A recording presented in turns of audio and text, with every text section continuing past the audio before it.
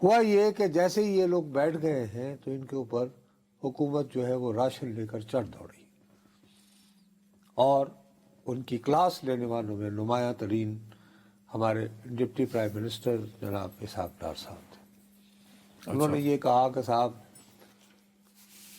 ہمیں تو یہ صاحب آپ نے ایک تو سول نافرمانی شروع کر دی، انہوں نے کہا نہیں جی وہ تو ہم نے مؤخر کر لی چونکہ مذاکرات ہو رہے ہیں۔ اگر دوسرا آپ ریمیٹنسز کی بات کرتے ہیں، یہ دوسرا اب آپ نے یورپی یونین کہ جی یہ فوجی عدالتوں، انہوں نے کہا جی یہ تو یورپین یونین کا اور آپ کا معاملہ ہے۔ امریکہ نے وہ پابندیاں لگائی ہمارے وہ پلسٹک کو یعنی میزل پروگرام پہ، آپ لوگوں نے جو انہوں نے کہا نہیں صاحب یہ بھی آپ کا اور ان کا، یہ تو خارجہ پالیسی کے امور ہیں، یہ تو آپ جانے وہ جانے۔ جناب علی اس پورے عرصے میں ان تمام باتوں کا تحریک انصاف کے خسر صاحب صرف ایک ہی بات کرتے رہے، بھائی اس کے کہتے کہ جی آپ نے مذاکرات کرنے ہیں یا تانے دیتے ہیں، اگر آپ نے یہ کرنا تو ہم چلے جاتے ہیں۔ تو انہوں نے کہا کہ دیکھیں جی بڑی زیادتی ہے، 3 مہینے ہو گئے ہیں، ہمارا کوئی سیاسی رہنما، اب مجھے سمجھ نہیں آتی کہ کیا اسد قیصر صاحب علی امین گنڈا پور کو اپنا سیاسی نمائندہ نہیں سمجھتے؟ نہیں وہ تو وزیر اعلیٰ ہے نا، وزیر اعلیٰ کے پاس وزیر اعلیٰ سیاسی نہیں ہوتا؟ وزیر اعظم اور وزیر اعلیٰ پھر کسی سیاسی جماعت کی نمائندگی نہیں کرتا۔ یہ کب سے ہوا؟ میں اخلاقی طور پہ تو یہی ہوتا ہے نا۔ اخلاق کہاں ہوتا ہے؟ وہ تو اسپیکر کے بارے میں سنا تھا کہ یہ ایلوژن ہوتا ہے، لیکن وزیر اعظم اور وزیر اعلیٰ کے بارے میں بھی ہے کہ وہ جماعت سے بالا تر ہو جاتے ہیں۔ بہرحال جی انہوں نے یہ کہا کہ جی دیکھیں آپ اس بات پہ غور کریں، ہمارے ہاں بہت کنفیوژن چل رہا ہے، یہ جو آپ کو ملتا ہے کہ سوشل میڈیا پہ کبھی یہ چل جاتا ہے کبھی یہ چل جاتا ہے، سارا کنفیوژن دور ہو جائے۔ ہمارا 3 مہینے سے ہماری جماعت کے جو سیاسی لوگ ہیں ان کی پیر مغاز سے ملاقات نہیں ہو رہی ہریانہ میں، تو سب سے پہلے تو آپ یہ اہتمام کریں کہ ہماری ان کے ساتھ فریکوینٹ میٹنگز ہوں۔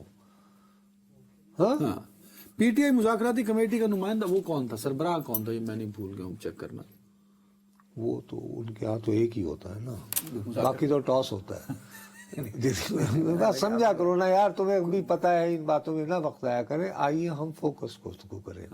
اب ہونا یہ چاہیے تھا کہ یہ مذاکراتی عمل شروع ہو گیا ہے تو جس قسم کی ان کے درمیان الجھنیں ہیں،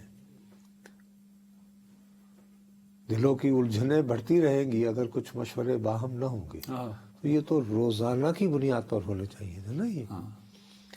اب انہوں نے کہا کہ جی نہیں، بات یہ ہے کہ ابھی کرسمس آ رہی ہے، اب ان میں سے کتنے لوگوں نے کرسمس منانی ہے، ذرا توجہ دیجیے۔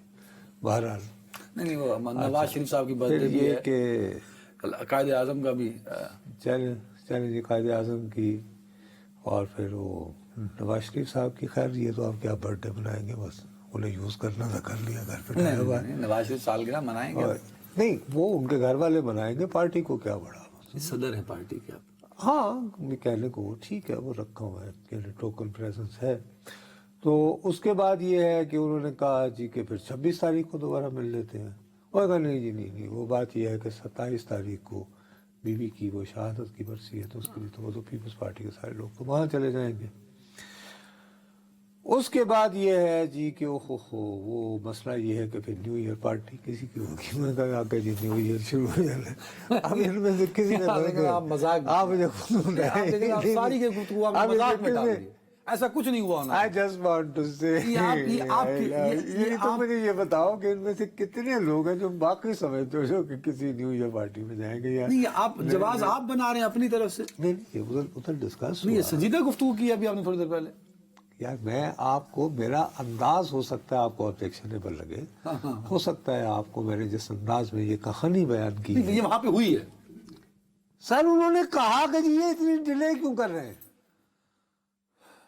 2 جنوری، تو اور یہ 26 تاریخ پہ ان کا یہ تھا کہ دوبارہ ملے کہ بھائی 2-3 دن ہمیں دیں، ہماری ملاقات کریں، اس دوران ہم وہ لکھ کے سارا کچھ لے آئیں گے کہ جی ہمیں کیا کیا چاہیے۔ سب بانی سے ملاقات ہوگی؟